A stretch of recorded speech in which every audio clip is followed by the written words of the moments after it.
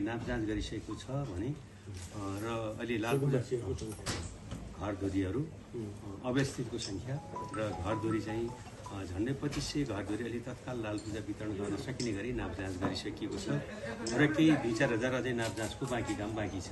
भनेपछि अन्दाजी 20-22 हजार घरधुरी लालपूजा वितरण गर्न समस्या रहेको छ।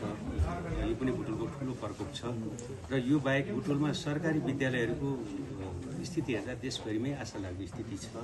एउटै विद्यालयमा 8200 जति विद्यार्थी भएको कालिका मावि र यही रहेको कान्तिमा पनि 5600 विद्यार्थी छन्। 5000 भन्दा बढी विद्यार्थी सामुदायिक विद्यालयहरू अब भर्नाको बेलामा हामी विद्यार्थी भर्ना गर्न नसकेर हामीले बडा दुःख खेप्न पर्छ।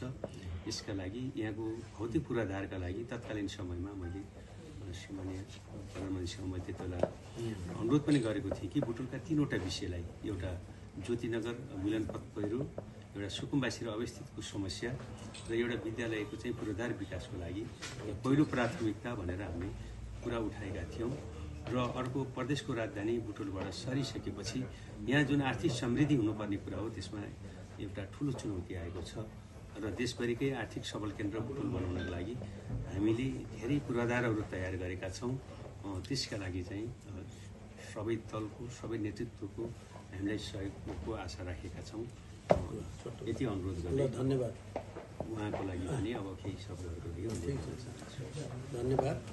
बुटोल उपमहानगरपालिकाका प्रमुख तथा अरू सबै जनप्रतिनिधि र कर्मचारी साथीहरू, यहाँ अहिले यो भेटघाट कार्यक्रममा उपस्थित पत्रकार मित्रहरू, सबभन्दा पहिला त उपमहानगरपालिकाका प्रमुख सबै जनप्रतिनिधि कर्मचारीलाई म हार्दिक धन्यवाद भन्न चाहन्छु। तपाईँहरूले न्यानो स्वागत उपमहानगरपालिकामा मलाई र मसँग आउनुभएको हाम्रो सिनियर टिमलाई गर्नुभएको छ। यो पटक हामी एक खालको यो हुलाकी मार्ग अभियान भनेर जाँदा झापादेखि रौतहटसम्म आउँदा जहाँ पनि जति पालिका प्रमुखहरू भए सबैले नै त्यस्तै स्वागत गरेको। आज यहाँ रूपन्देही बुटोल आउँदा पनि तपाईँले बडो हार्दिकतापूर्ण ढङ्गले स्वागत गर्नुभयो।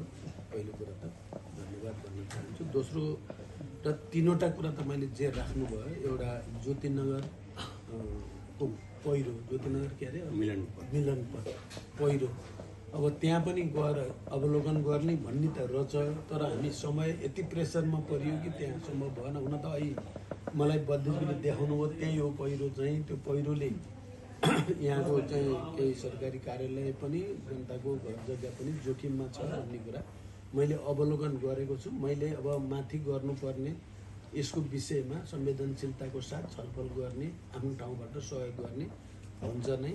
सुकुम्बासीको समस्या पनि एउटा ठुलो समस्या हो यस क्षेत्रको। पहिला पनि सरकारमा हुँदा हामीले यो भूमि सम्बन्धी चाहिँ समस्या समाधान गर्न अगाडि बढ्दै नै थियौँ। त्यो कुरा तपाईँलाई पनि थाहा छ, तपाईँ पनि पुग्नु भएको थियो।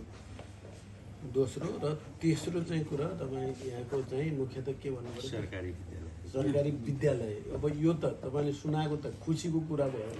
सामुदायिक विद्यालयमा विद्यार्थी नभएर हैरान मर्ज गर्नुपर्ने ठाउँमा त्यस्तो चाहिँ समस्या भोगिरहेको बेलामा यहाँ चाहिँ विद्यार्थी सङ्ख्या बढी भएर भौतिक पूर्वाधार पुगेन, भवनहरू अरू चाहिँ ल्याबहरू भन्ने कुरा चाहिँ यो खुसीकै कुरा हो। मैले अस्ति गण्डकी जाँदाखेरि तनहुँमा एउटा सामुदायिक विद्यालयमा मलाई त्यहाँ पनि स्वागत गर्नुभएको थियो। त्यहाँ चाहिँ स्टाफहरूले 2300 विद्यार्थीभन्दा मैले धेरै मानेको थिएँ। अहिले तपाईँ कति भन्नुभयो? 8200। यो त क्वालिटेटिभली एकदमै धेरै भयो। यो धेरै राम्रो कुरा हो। ती विद्यालयहरू र विद्यालयका सबै अध्यापकहरू, विद्यार्थीहरू, अभिभावक सबैलाई पनि म धन्यवाद दिन चाहन्छु। सामुदायिक विद्यालय यसरी नै फस्टाउँदै जाने भयो भने वास्तवमा हामीले जो समाजवाद उन्मुख राज्यको परिकल्पना गरेको हो, शिक्षा, स्वास्थ्य, रोजगार